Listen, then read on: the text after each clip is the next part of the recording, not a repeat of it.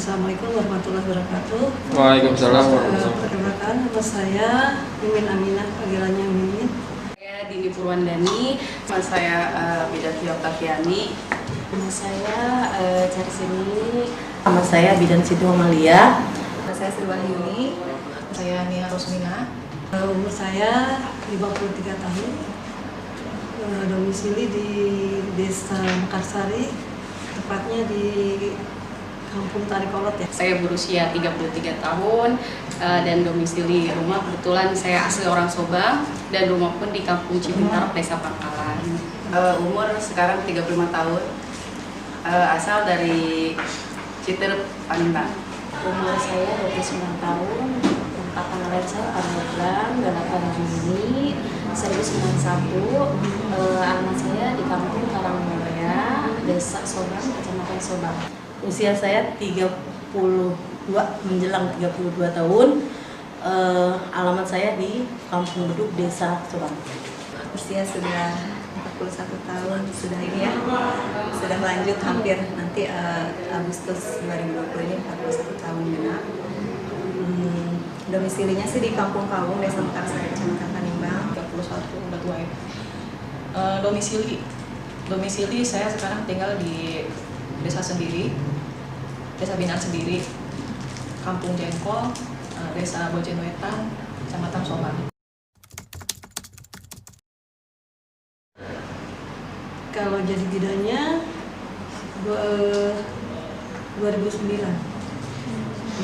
Dulu saya lulus kuliah itu kan tahun 2007 ya, D3 Kebidanan, dan nunggu SK PTT. Alhamdulillah waktu itu SK PTT-nya keluar 2008 dan langsung bekerja di puskesmas ini. Masuk kerja itu tahun 2008 ya. 2008. 2007 lulus kuliah, terus 2008 dapat panggilan, waktu itu PTT ya, jadi penugasan khusus, langsung ditempatkan di desa dan kecamatannya mana, puskesmasnya mana gitu. Ya, semenjak jadi bidan itu tahun 2013, lulus tahun 2013. Kurang lebih 10 tahun, cuma bekerja di sini sekitar 9 tahun. Jadi seorang bidan, kalau jadi seorang bidan nggak bakal lupa, soalnya pas ibu jadi bidan itu pas nikah, jadi lebih kurang 20 tahun yang lalu. Sejak akhir tahun 2010, saya lulus Oktober 2010, November saya langsung kerja di klinik, terus cuma 3 bulan sampai Januari selesai. Februari saya masuk puskesmas Sobang. 2006. Di tahun 2008, jadi keluar SK langsung bekerja di puskesmas Sobang. Oke, kalau masuk kerja itu tahun 2008 ya. 2008. Sejak tahun 2015. Bekerja di sini sekitar 9 tahun. Di sini mulai pertengahan 2011 ya, Agustus. Sebelumnya di Panimbang dari tahun 2000 sampai 2011. Jadi di sana 10 tahun, di sini juga menginjak tahun ke-10. Februari saya masuk puskesmas Sobang. Kesannya menolong persalinan ya, alhamdulillah cukup menegangkan ya. Itu hanya suspek kan istilahnya, atau kemungkinan anak ibu ini kembar. Cuma ibunya agak menolak dengan alasan, amit-amit nggak ada tuh keturunan kembar katanya gitu. Kita pas udah 4 tahun di desa Cimanis kan aku dioper lagi ke desa Ketamkan. Itu jalannya jelek banget ya, jelek banget, dan malam-malamnya saya merujuk pasien ke sini, ke puskesmas. anak saya di Puskesdes di sana, tapi saya tidak ada yang mengantarkan balik ke sana.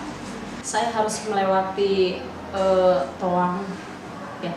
Jadi si pasien itu kan dibawa pakai sarung, dan saya juga biar saya cepat datang itu saya menggunakan motor. Ternyata di situ saya kehabisan bensin. Pertentangannya banyak, sampai kita itu dimarahin, tidak boleh menolong juga karena anggapan beliau yang lebih tahu ya. Berjalan dengan waktu, akhirnya kemitraan itu terjalin dan alhamdulillah sekarang pertentangan dengan Pak Raji juga sudah mulai sudah mulai membaik ya. Cukup gitu aja. Terkendala di jalan itu mobil tidak bisa lewat, itu pun sampai pindah 3 kali juga. Yang terakhir itu naik truk, jadi ibu itu dibawa ke Puskesmas Tanimbang di truk ya di belakang supaya tidak kena air. Kalau sekarang sih mungkin alhamdulillah karena jalan sudah ditinggikan ya. Dan Terus gitu. Itu jarak itu dari puskesmas ke tempat posyandu kadang sampai sejam, kadang sampai lebih. Kami jalan kaki sampai kami bawa bekal nasi, bawa bekal minum karena di sana jauh ke warung. Itu salah satunya. Sebelum terdengar suara tangisan bayi owak-owak baru ya. Akhir tuh satu kepala untungnya ya, kepala duluan. Pas udah lahir kan masih gede tuh anak kembar ya, dijejel lagi saya pastiin lagi. Ternyata emang ada 2, ibunya baru percaya dari situ. Sering mereka berobat, Bu saya nggak punya uang. Ya udah, apa aja punyanya. Ada yang ngasih pisang, ada yang ngasih singkong, ada yang ngasih beras malah. Motornya mogok di situ. Jadi sambil BBC-kan tengah malam saya sambil dorong motor, sambil ngoborin yang bawa motornya juga, itu sampai tempat ke Puskesdes. Dan akhirnya alhamdulillah si pasiennya lahir selamat gitu kan. Itu sih yang istilahnya sampai sekarang masih berkesan karena waktu itu status saya belum nikah, belum ada pengalaman melahirkan, langsung dapat pasien seperti itu. Itu sampai sekarang masih keingetan. Usia saya 36 tahun dan saya tahu di usia seperti itu udah termasuk risiko tinggi ya. Nih biar cepat keluar gitu kan, pas jam 7 malam diperiksa ternyata masih 2 aja. Ya Allah, ini udah sakit banget loh, saya gitu. Udah kayak yang, aduh ya Allah kalau bisa ini perut ditaruh dulu deh, karena sakit banget kan.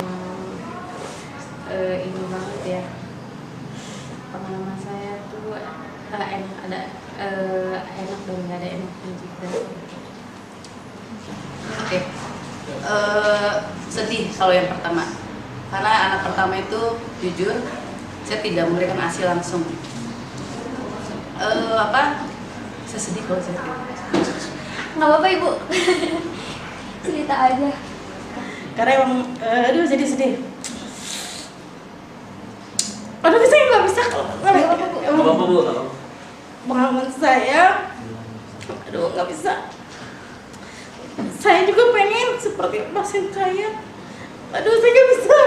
Aduh gimana nih? Saya nggak bisa. Saya juga pengen punya bisa melahirkan, bisa hamil. Pengen kayak, aduh saya nggak bisa. Oke, next aja ya Bu ya.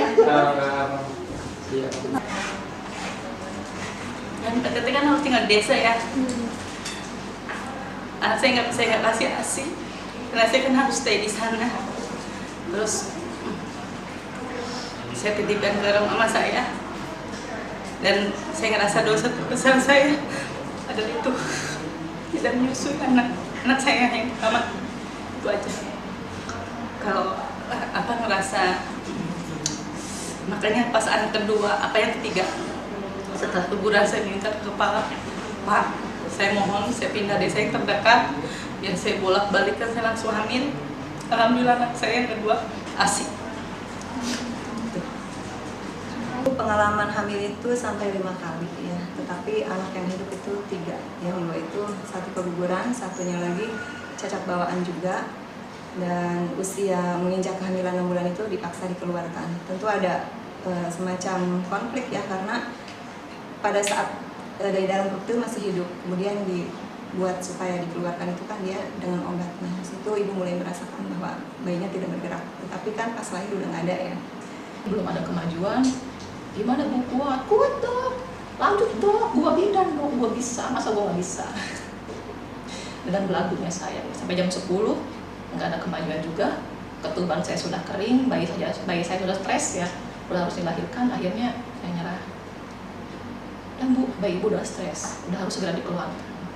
Akhirnya masuk ruang lokap, tolong kasih ya, akhirnya sesar. Dengan usia 36 tahun, ternyata saya harus disesar akhirnya. Karena pada saat itu ketuban pecah dini ya. Sesar saya di Rumah Sakit Pandeglang pada saat itu. Ternyata anak saya punya kelainan. Di saluran esopagusnya itu nggak ada lubang. Akhirnya meninggal juga anak saya yang ketiga. Ya udah. Kalau di sana kan lebih percaya lah ya Mama, walaupun memang harus perasaan korban saya gitu. Ngerasa ya Allah, emang itu Neng. Pokoknya sampai sekarang kalau cerita itu saya sana makasih.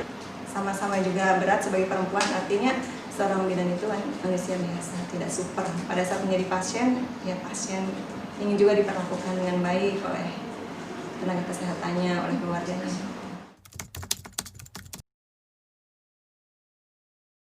Banyak kasus-kasusnya makin meningkat. Jadi tentang masalah new normal masih belum bisa, kata saya mah gitu ya. Menggunakan masker, nah ini saya bawa maskernya. Contohnya ini untuk masker kain itu bisa digunakan oleh semuanya. Kalau kita melakukan pelayanan kesehatan pakainya masker bedah. Tapi tetap kalau yang bersalin kan tidak menutup kemungkinan ada percikan kayak ketuban gitu ya, darah. Jadi otomatis APD-nya APD lengkap ya. Seperti biasa gitu, bukan berarti misalkan ini normal itu kita nolong lahiran, misalkan seenaknya kita nggak pakai apa-apa, tetap aja kita pakai APD lengkap. Sedikit-sedikit kami dekati, ya pendekatannya nggak sekaligus karena mereka nanti ya orang awam nantinya menanggapinya dengan beda. Dan di new normal juga kita membiasakan cuci tangan ya. Cuci tangan pakai sabun sesering mungkin. Kalau misalnya di situasi sulit air, kita bisa pakai hand sanitizer ya dengan 6 langkah cuci tangan. Sama saja walaupun dengan tanpa air sama langkahnya ya. Seperti ini. 6 langkah.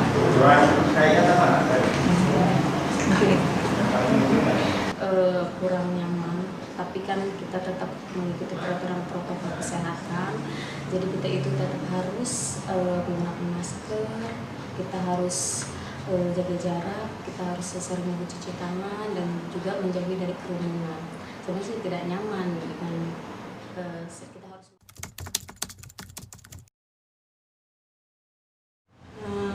harapannya ya menurunkan angka kematian ibu dan bayi ya dengan pelayanan yang maksimal gitu ya, sehingga kualitas intelektual bangsa juga lebih bagus ya. Harapan saya dan mungkin mewakili teman-teman saya, karena emang bagi kami khususnya bidan merupakan ujung tombak kesehatan ibu dan anak. Kami selalu berharap angka kematian ibu dan angka kematian bayi itu menurun. Dari dulu itu menjadi tujuan kami gitu. Jadi mudah-mudahan kedepannya tidak ada lagi kematian ibu atau kematian bayi khususnya di wilayah Subang. Harapan saya semua itu bukan berarti semata-mata harus dari bidannya seorang ya. Artinya semua dari mulai ibunya sadar, keluarga, suaminya, artinya mendukung segala program bentuk kesehatan maupun untuk ibu dan anak. Contohnya misalkan posyandu, kan ada masih keluarga yang sama bapaknya anaknya itu nggak boleh imunisasi, padahal penting banget imunisasi gitu ya. Saya sih harapannya semua yang bersalin itu semua tertolong dengan selamat di tempat fasilitas kesehatan. Karena apa? Karena untuk menurunkan angka kematian ibu dan angka kematian bayi. harapan saya ibu dan anak itu yang pertama kan mungkin dari kehamilannya juga kan harus dijaga dari asupan nutrisi biar nanti anak-anak ke depan itu sehat. Harapan kami ya, kami sih pengen perhatian dari pemerintah ke kami lebih, karena kami petugas kesehatan itu beresiko paling tinggi dibanding yang lain. Harapan agar kesadaran dari masyarakat, ya, kesadaran betapa pentingnya kesehatan ibu dan anak. Pelayanan kesehatan ibu dan anak di Indonesia, harapannya itu satu keluarga satu bidan. Artinya setiap keluarga itu mempunyai bidan pribadi untuk berkonsultasi mengenai kesehatannya. Jadi kedepannya itu bukan hanya pelayanan kebidanan yang mendapat perhatian, tetapi juga kesehatan keluarga.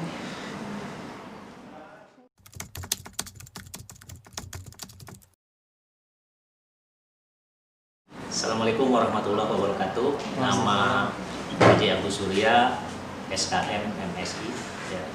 Umur 49 tahun, domisili di Desa Bojen, tepatnya di Blok Sumedang, Kecamatan Sobang.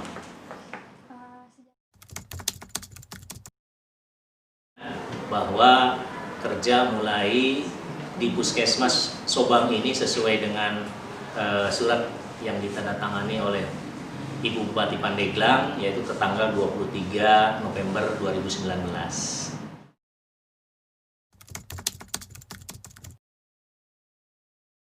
Pengalaman yang berkesan di Puskesmas Sobang, ya.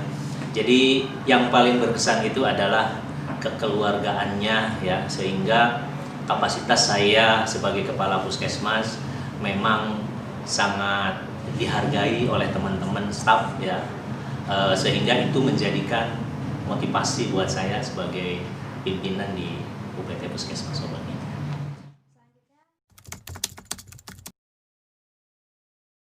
Pelayanan harus tetap berjalan sehingga kita sudah mulai memberikan pelayanan sesuai dengan apa yang ditugaskan dari pusat, tetapi dengan tetap menjalankan protokol-protokol kesehatan sehingga kita bisa memasuki new normal ini, tetap kita bisa terhindar dari COVID-19.